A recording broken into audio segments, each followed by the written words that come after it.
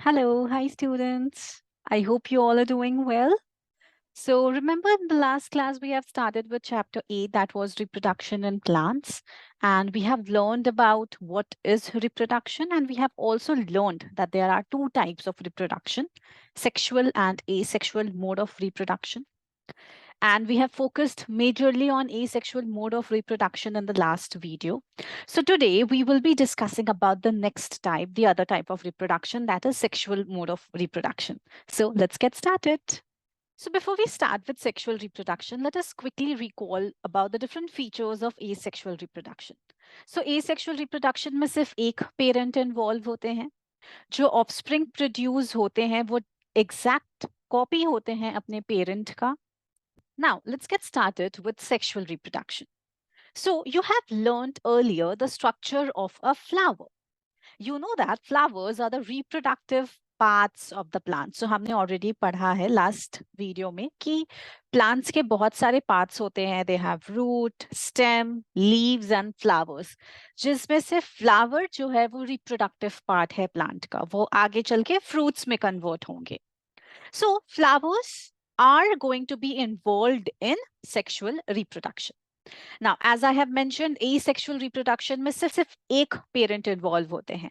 But in sexual reproduction, there is involvement of two individuals. Okay, so there will be a male and there will be a female. There should be a father and a mother. अब अगर हम बात करें flower का, flower में भी ये दो रिप्रोडक्टिव पार्ट्स होते हैं, एक मेल रिप्रोडक्टिव पार्ट और एक फीमेल रिप्रोडक्टिव पार्ट. सो जो मेल रिप्रोडक्टिव पार्ट है उसे हम कहते हैं stamens. So stamens are the male reproductive parts of the flower and pistil is the female reproductive part of the flower. Now, how you're going to remember this? So stamen, see the word men comes in this word. Okay, so men represents male. So it is the stamen are the male reproductive part. And the other one, pistil, will be the female reproductive part of the flower. Now, let's move on to activity 8.4. And in this activity, we will be learning more about the different types of flowers and their part. So we can take any flower like mustard, China rose, petunia flower, and we have to separate its reproductive parts. And we have to study the various parts of stamen and pistil. अब ये जो male और female reproductive part होते हैं, it consists of various other parts. Okay, so in this activity, we are going to learn further about the different parts of stamen and pistil. So flowers which contain either only pistil or only stamens are called as unisexual flowers. वो flowers जिसमें सिर्फ male reproductive part present हो या सिर्फ female reproductive part present हो, उसे हम कहते हैं unisexual flowers. Uni means one. Okay, तो इसमें कोई से एक reproductive part present होंगे. Now, the flowers which are having both stamens and pistils, dono male or female reproductive parts, hai, that is called as bisexual flower. Now, bi means two. Okay, so both the male and female reproductive parts of the flower are present in such flowers. Let's look at some examples. Corn, papaya and cucumber produce unisexual flowers. मतलब किन flowers में या तो सिर्फ male reproductive parts present होंगे या सिर्फ female reproductive parts present होंगे एक फ्लावर में. ओके, एंड फिर दूसरे फ्लावर में सिर्फ मेल या फीमेल पार्ट प्रेजेंट होंगे.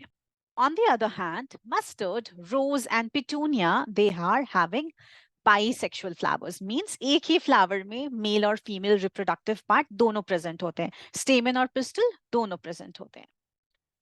Both male and female unisexual flowers may be present in the same plant or in different plant. ये जो unisexual flower है इसमें या तो सिर्फ stamen या pistil present होंगे. अब ये stamen या pistil दोनों एक प्लांट में भी प्रेजेंट हो सकते हैं या तो ये एक प्लांट में सिर्फ stamen होंगे और दूसरे प्लांट में सिर्फ pistil होगा. Could you identify the anther and filament of a stamen? If you will have a close look on the flower, will you be able to identify the anther and filament of a stamen? So, stamen को हम divide करते हैं two parts में, anther or filament. Let's look at the diagram and understand this in a better way. So, this is a diagram of stamen. Stamen consists of this long cylindrical tube that is called as filament, and this is called as anther. Okay, this part is called as anther.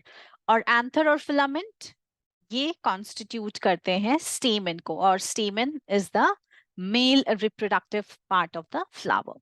Okay, now these anthers are going to produce pollen grains. ये जो anther होते हैं ये produce करते हैं pollen grains, एक powdery substance, and in pollen grains produce करते हैं male gametes. Now these gametes are the germ cells which are going to be involved in sexual reproduction. Okay, so male reproductive parts जो हैं वो male gamete release करेंगे, female reproductive part female gamete release करेंगे. अब ये दोनों gamete fuse होके reproduce करते हैं, फर्टिलाइज होते हैं. Okay, so we will be learning about it in details very soon. Now let's move on to the female reproductive part. A pistil consist of stigma, style and ovary. इनके 3 parts हैं. Okay, stigma, style and ovary. Let's look at the 3 parts. So this is a female reproductive part, that is pistil. It consists of the stigma. Stigma is very sticky in nature.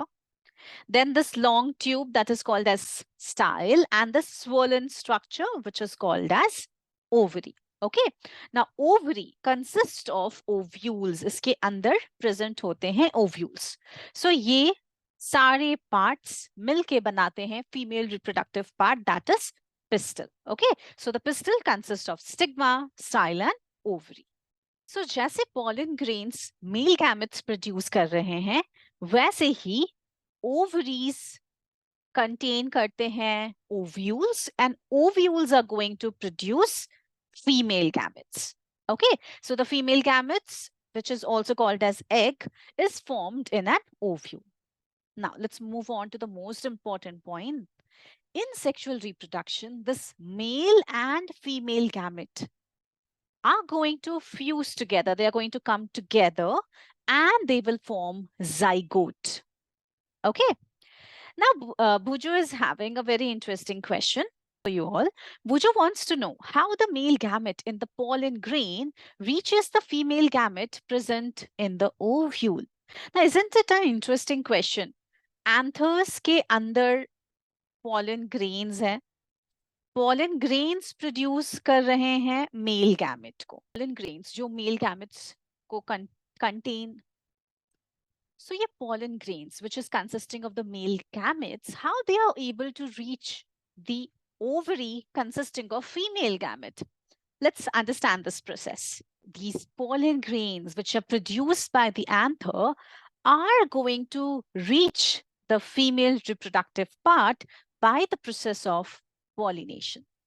So generally pollen grains, they are having a tough protective coat, and ये जो tough coat है ये protect करता है pollen grains को from drying up, ताकि वो सूखे नहीं.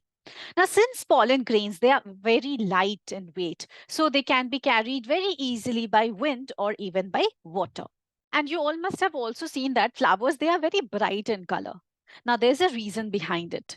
ये जो flowers इतने brightly colored होते हैं, it is to attract the insects. Now जब भी ये insects flowers में attract होके उनके ऊपर बैठते हैं, उनके body में pollen grains चिपक जाते हैं. And when this insect sits on the other flower, ये pollen grain transfer हो जाएंगे दूसरे flower में. Okay, so there's a reason why these flowers are very brightly colored. It is to attract the insects. So insects visit the flowers and carry away pollens on their bodies. Some of the pollen lands on the stigma of the flower of the same kind. So यहाँ पे सबसे important बात है कि अगर pollination होना है between the China rose, okay? So China rose का pollen grain ही China rose के stigma में fall होना चाहिए. Okay, it is not possible कि papaya का pollen grain China rose के stigma में fall किया and there will be a fertilization. It is not possible. Okay, so it should be of the same kind. So this entire process of transfer of pollen from the anther to the stigma of the flower is called as pollination. Now there are 2 types of pollination. So if the pollen lands on the stigma of the same flower or another flower but of the same plant itself, it will be called as self-pollination. Okay, let's understand this with the help of a diagram. So the first type of pollination is self pollination. So anthers produce कर रहे हैं pollen grain. अगर ये pollen grain transfer हो रहा है from the anther to the stigma of the same flower, okay, or of the different flower but they are in the same plant. So इस process को हम कहते हैं self pollination. Now let's move on to the next type, that is cross pollination. Cross pollination, the pollen grain of the flower will land on the stigma of the flower of a different plant but of the same kind. Okay, दोनों ही plant China rose के होने चाहिए या papaya के होने चाहिए. It should not be of two different plants. So when the pollen grain of the flower will land on the stigma of the flower but of the different plant. Okay, ये दो flowers दो अलग-अलग plants में हैं.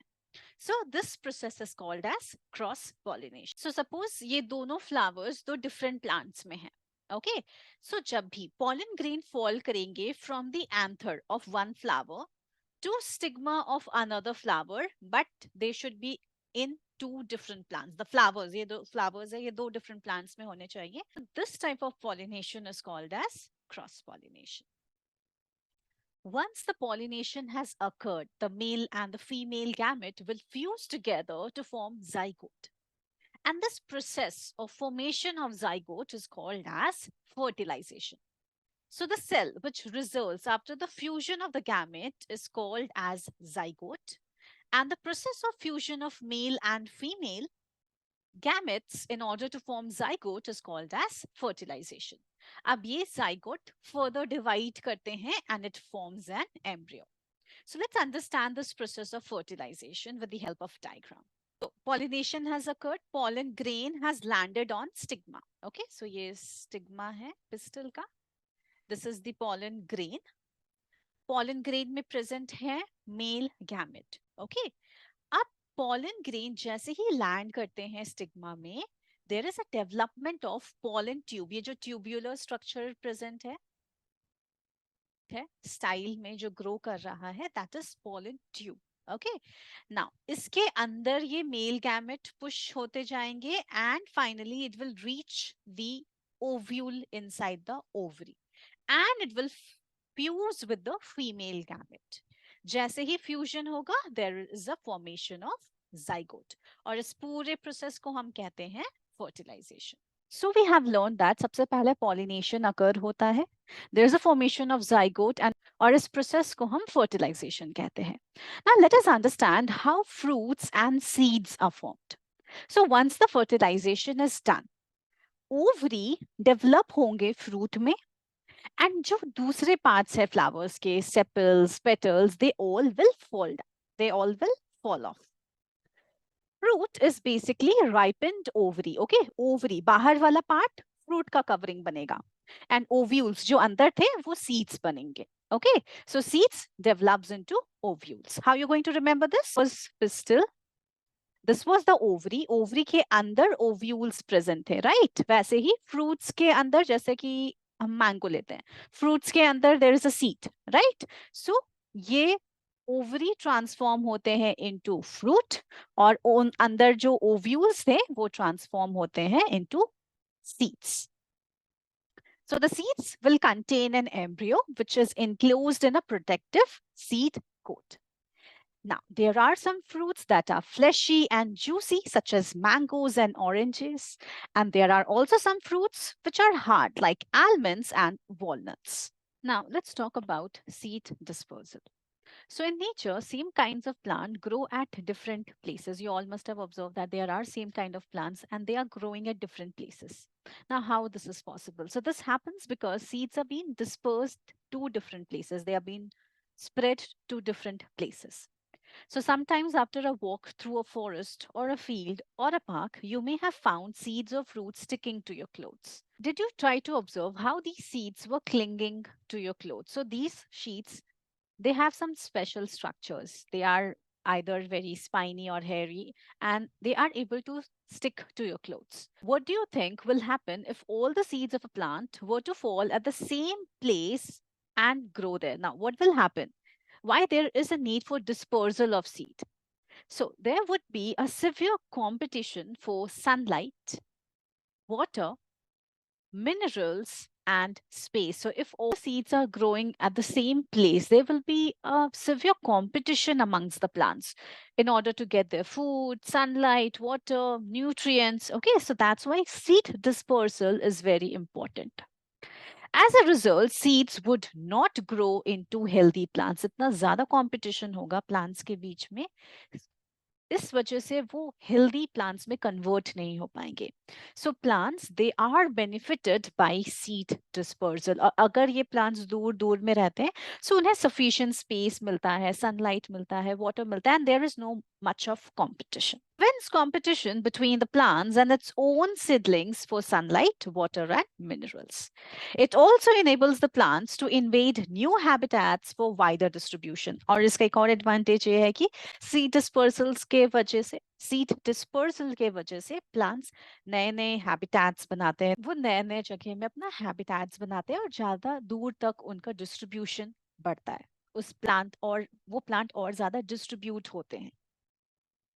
So seeds and fruits of plants are carried away by wind, water, and minerals. So these are the different modes by which seeds can be dispersed. या तो वो wind से उड़ जाएंगे, या तो वो water में float करके एक place से दूसरे place में चल जाते हैं, या तो वो stick करते हैं either to the animal's body or to the human's body and they move from one place to another. So there are seeds which are having wings. Okay, they are winged seeds, like for example, the seeds of drumstick and maple. And as a result, these seeds, they are very light and they can move away. They can fly away by the wind. Now, some seeds, they are light. Again, if they are very light in weight, they can again travel through wind. Like for example, the seeds of grasses, and some seeds are hairy, like the seeds of ack. And there are some fruits which are also hairy, like the hairy fruit of sunflower. So they get blown off with the wind to far away places, and as a result, the seeds get dispersed. Now, there are some seeds which are dispersed by water. So these fruits or seeds usually develop the floating ability in the form of spongy or fibrous outer coat, as in coconut. So ये जो seeds हैं, जो water के through disperse होते हैं, उनके पास floating ability होता है. वो water में float करेंगे, they won't sink. Okay, and how they are able to float? They will develop a spongy or fibrous outer coat, which helps them to float on the surface of water. Next, there are some seeds which are dispersed by animals. Now, these seeds are spiny, ताकि वो चिपक जाएं clothes में या animals के body में, or they are going to have hooks by which they are going to get attached to the bodies of animals and they are going to be carried to distant places. Like for example, xanthium and urena. These are the plants which disperse their seeds via animals. Lastly, there are some plants which disperse their seeds when the fruits burst with sudden jerk. कुछ fruits होते हैं वो suddenly burst कर जाते हैं, and due to this explosion of fruits, जो seeds है वो बहुत दूर दूर जाके गिरेंगे. The seeds, they are scattered far away from the parent plant, and this happens in the case of castor or balsam. So this is also one of the method of disposing the seed away from the parent plant. So with this, we have come to the end of this chapter. I hope you all have understood this chapter.